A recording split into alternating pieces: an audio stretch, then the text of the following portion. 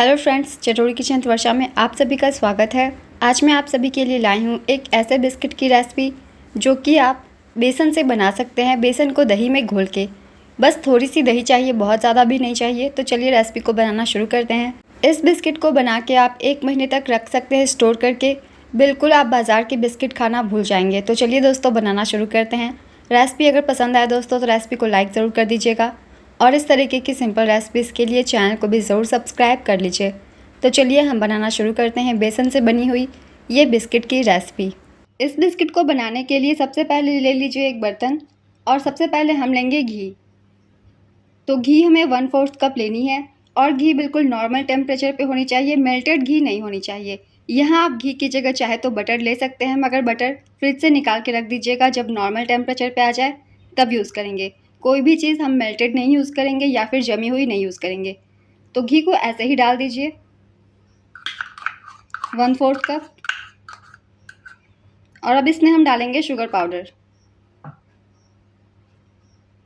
तो 3/4 कप मैंने sugar powder लिया है। मिठास आप थोड़ी बहुत कम या ज़्यादा अपने पसंद के अनुसार कर लें। तो इसे भी डाल दीजिए। और अब हम इसमें डालेंगे दही। तो दही देखिए, ये ताज़ी दही है, ज़्यादा पुरानी खट्टी दही का इस्तेमाल हम नहीं करेंगे। तो ये मैंने घर में ही बनाई है, तो घर की बनी हुई ताज़ी दही का इस्तेमाल करेंगे। तो ये पूरी नहीं जाएगी, इसमें से हम जितनी ज़रूरत होगी उतनी ले लेंगे। तो दही हमें चाहिए 1/2 कप। तो इस दही को ले लीजिए और 1/2 कप माप के हम यूज़ करेंगे। तो दही देखिए ज़्यादा पतली भी नहीं होनी चाहिए।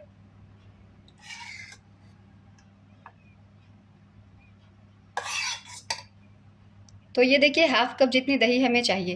तो ये 1/2 कप दही ले लीजिए और इसी में हम मिक्स कर देंगे।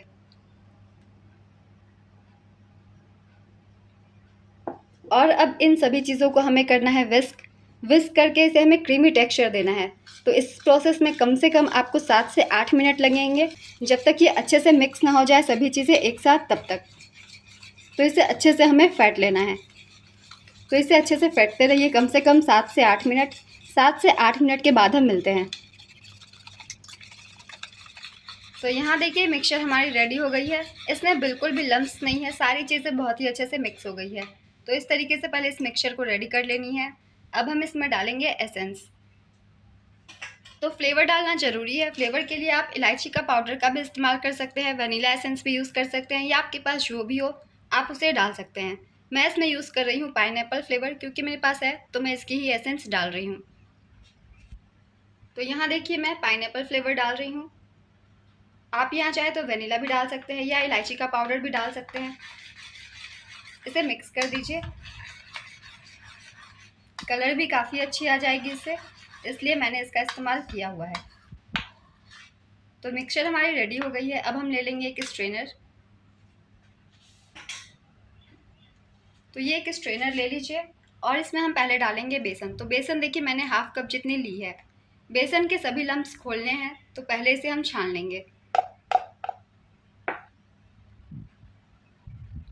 बेसन को छान लेंगे तो बिल्कुल दानेदार बिस्किट बनेगी, कहीं भी एयर वगैरह नहीं आएगी। तो इसके दाने दाने खुल जाने चाहिए, इसलिए पहले हम इसे छान लेंगे। सारी गुठली अपने आप ही खुल जाती है। तो बेसन देखिए हमने 1/2 कप जितनी चाल ली है। अब हम ले लेंगे मैदा। आप चाहे तो मैदे की जगह गेहूं का आटा भी ले सकते हैं, मगर मैं मैदा यूज़ कर रही हूँ इस बार।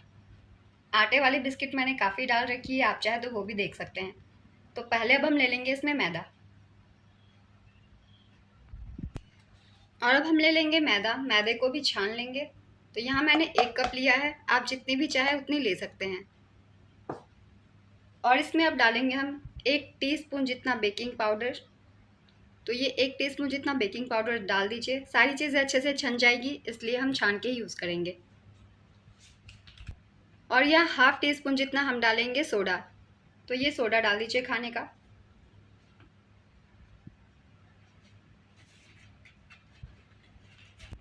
और यहाँ डालेंगे 1 पिंच जितना नमक। तो अच्छे से बेक होती है नमक अगर डाल देंगे तो बेकिंग बिस्किट है इसलिए मैं नमक डाल रही हूँ। तो इसे अब छान लीजिए इन सभी चीज़ों को।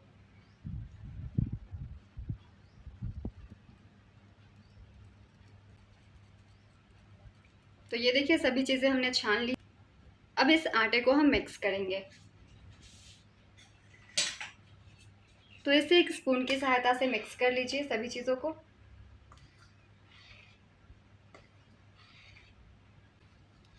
तो पहले सभी चीज़ें जब आटे में मिक्स हो जाएगी, इसके बाद हम हाथ से इसे गूँथेंगे। तो इस तरीके से मिक्स कर दीजिए। तो ये देखिए अच्छे से मिक्स हो गई है हमारी आटा मैदा और बेसन मिक्सचर में। तो अब हम हाथों से इसे अच्छे से मिक्स कर लेंगे। ज़्यादा सॉफ्ट डो हमें तैयार नहीं करनी है, बस सभी चीज़ें मिक्स हो जाए उतना ही हमें इसे गूँथना है।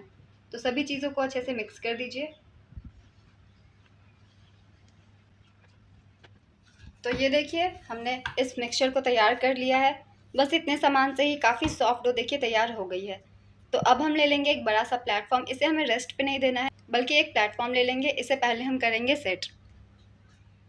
तो बिस्किट को सेट करने के लिए मैंने ले ली है एक प्लेट और इसे मैंने थोड़ी सी ऑयल से ग्रीस कर दिया है। तो इसे थोड़ी सी ऑयल से ग्रीस कर दीजिएगा ताकि हमारी बिस्किट जो है इसमें चिपके ना।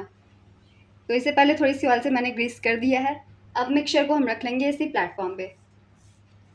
तो इसे रख लीजिए और इसी में हम इसे सेट करेंगे। इसे हमें स्क्वायर शेप में सेट करना है। आप चाहे तो किसी भी कुकीज़ कटर से इसे कट करके भी बना सकते हैं।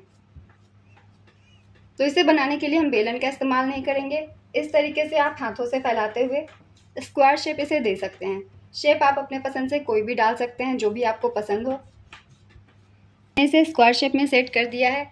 अब एक नाइफ से हम इसे चला देंगे ताकि ये अच्छे से सेट हो जाए। तो इस तरीके से फिनिशिंग के लिए एक नाइफ से इस तरीके से कर दीजिए।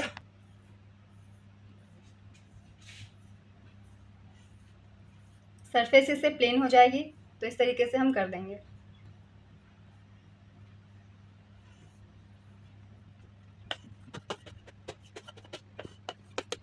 तो ये देखिए हमने इसे सेट कर दिया है। अब इसे कम से कम 20 मिनट के लिए हम रखेंगे फ्रिज में। तो फ्रिज में इसे रख दीजिए 20 मिनट के लिए ताकि ये सेट हो जाए। अगर आपके पास वक्त है तो आप ज़्यादा से ज़्यादा आधा घंटे के लिए भी इसे फ्रिज में रख सकते हैं। तो 15 से 20 मिनट पहले इसे फ्रिज में रख दीजिए ताकि आटा जो है अच्छे से सेट हो जाए। तो चलिए 15 से 20 मिनट के बाद हम मिलते हैं। तो 20 मिनट हो गए हैं। 20 मिनट के बाद अब हम बिस्किट को करेंगे कट। तो कट करने से पहले हमने कढ़ाई चढ़ा दी है। इसे हम कर लेंगे प्रीहीट। क्योंकि मैं बेक वाली बिस्किट बना रही हूँ, मैं इसे बेक करूँगी। तो कढ़ाई में ही बेक करेंगे। इसमें नमक डालने की ज़रूरत नहीं है क्योंकि कढ़ाई की बेस जो है थोड़ी मोटी है। अगर आपकी कढ़ाई की बेस थोड़ी पतली है तो नमक डाल लें, मगर बिना नमक के भी ये बेक हो जाएगी। तो पहले 5 मिनट के लिए इसे हम प्रीहीट कर लेते हैं। इसके ऊपर एक स्टैंड डाल दीजिए और इसे कवर कर दीजिए। गैस का फ्लेम लो करके इसे हम प्रीहीट कर लेंगे। ऐसे ही कवर लगाएंगे जो अच्छे से सेट हो जाए। तो ये सेट हो गई है। आप चाहे तो इसे अवन में भी बेक कर सकते हैं। तो चलिए अब हम कुकीज़ को निकालते हैं। तो ये देखिए 20 मिनट हो गए हैं, मैंने इसे निकाल लिया है। जब तक कढ़ाई प्रीहीट हो रही है इसे हम कर लेंगे कट। तो मैं इसे लंबे लंबे पीसेस में कट कर रही हूँ। आप अपने पसंद की किसी भी शेप में कट कर सकते हैं। तो ये मैंने कट करने के लिए स्केल लिया है। इससे एक बार में ही कट जाती है। आप चाहे तो चाकू से भी ये काम कर सकते हैं। तो मैं इसे पहले 3 भागों में बांट लूँगी इस तरीके से लेंथ की।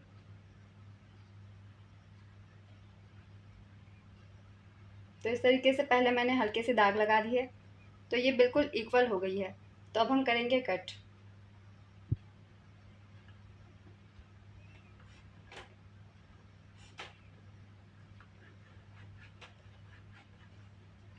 तो ये मैंने कट लगा दिए हैं।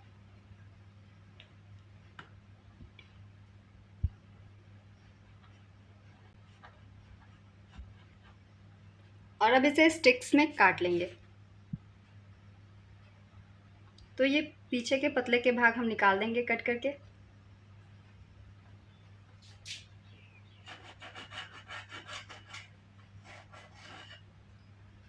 और अब इस थिकनेस की बिस्किट हम कट कर लेंगे। ये देखिए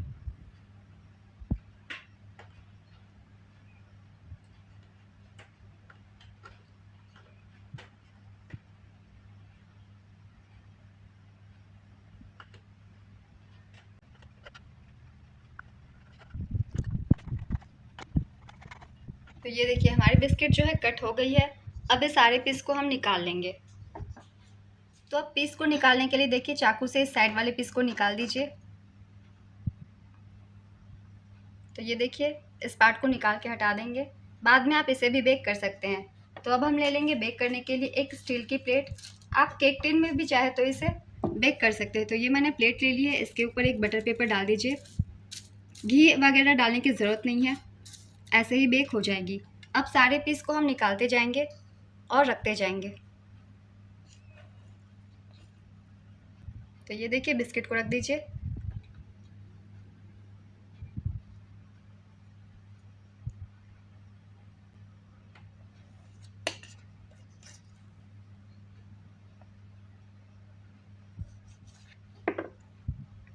तो इस तरीके से सभी बिस्किट को आपको रखते जाना है, गैपिंग देंगे थोड़ी थोड़ी।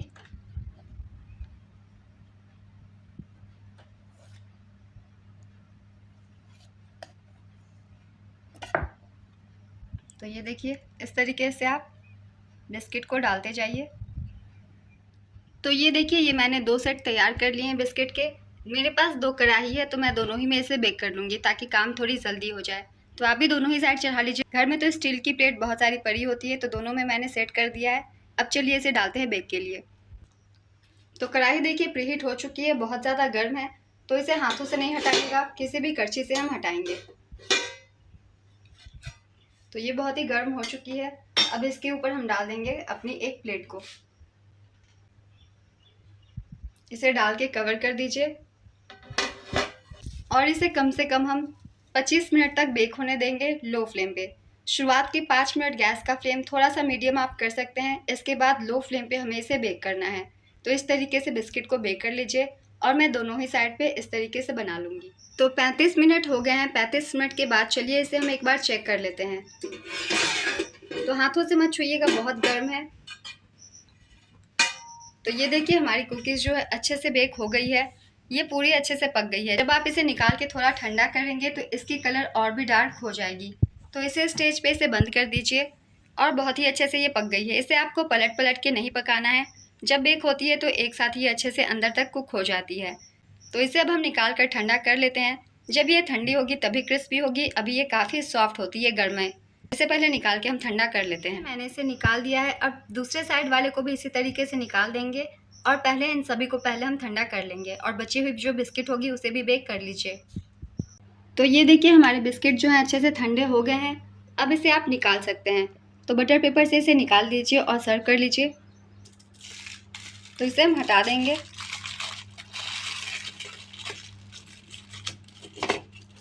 तो ये देखिए दूसरे साइड से भी जली नहीं है, बिल्कुल अच्छे से पक गई है।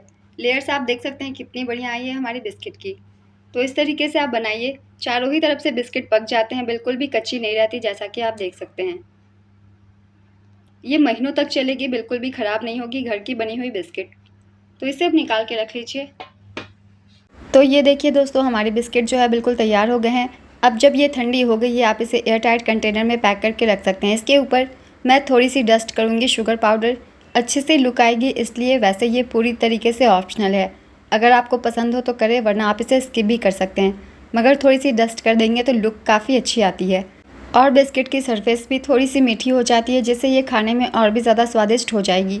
तो आप इस तरीके से इस बिस्किट को बना लीजिए और एक एयर टाइट कंटेनर में पैक करके रख लीजिए। 1 महीने तक भी ये ख़राब नहीं होगी।